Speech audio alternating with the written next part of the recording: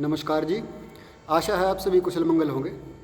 तो योग चिकित्सा के अगले क्रम में अष्टांग योग का जो विषय चल रहा था उसमें आज बात करेंगे ध्यान के विषय में, क्योंकि जो अष्टांग योग के जो 8 अंग हैं उनमें से यम, नियम, आसन, प्राणायाम, प्रत्याहार, धारणा, इनकी व्याख्या हो चुकी है।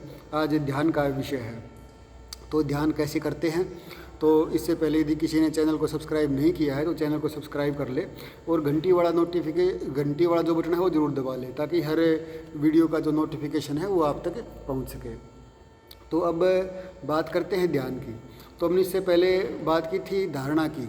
तो धारणा हम जिस भी क्षेत्र में करते हैं, जैसे कि नाभि प्रदेश में, हृदय प्रदेश में, और ये नेत्र, नासिकाग्र भाग और जिह्वाग्र भाग, इसमें हम जिस स्थान पर भी धारणा करते हैं वहाँ पे बताया गया है कि तत्तर प्रत्येक तांता ध्यानम।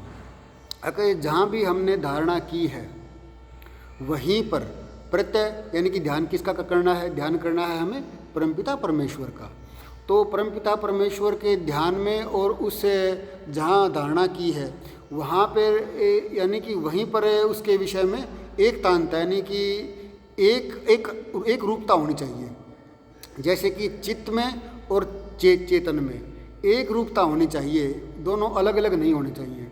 जैसे कि हमें ध्यान करना है परमपिता परमेश्वर का, तो उसी स्थान में ध्यान करने और आश्रय लेने योग्य जो परमपिता परमेश्वर है, तो उसी के प्रकाश और आनंद में अत्यंत विचार और प्रेम भक्ति के साथ ऐसे प्रवेश करना जैसे नदी जो है वो समुद्र के मध्य में प्रवेश करती है।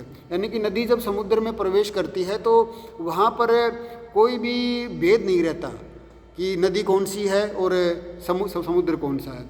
तो ऐसे ही हमारी स्थिति भी ऐसी ही होनी चाहिए कि हमारे में और यानी कि परमात्मा में कोई भेद ना रहे।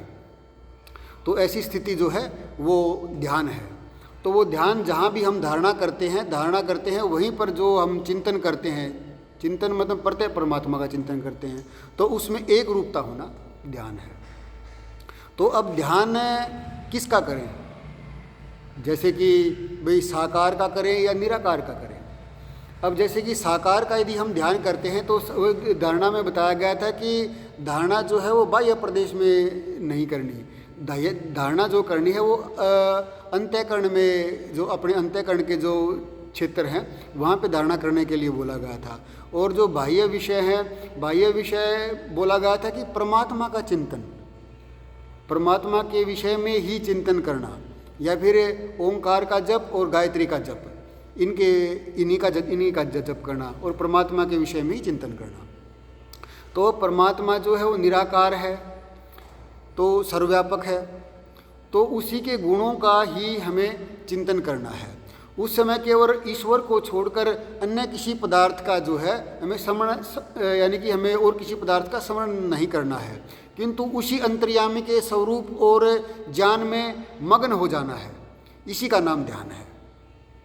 तो हम आशा करते हैं कि आप इसमें धारणा में और परमात्मा के चिंतन में एक रूपता बनाएंगे, वहीं पर एकाग्रता करेंगे और परमात्मा के गुण कर्म स्वभाव जो हैं उनका चिंतन करेंगे।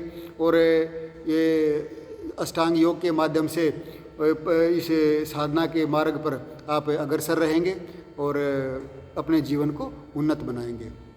आप सभी सुखी रहें, स्वस्थ रहें, इसी शुभकामना के साथ नमस्कार जी। मिलते हैं एक नई जानकारी के साथ।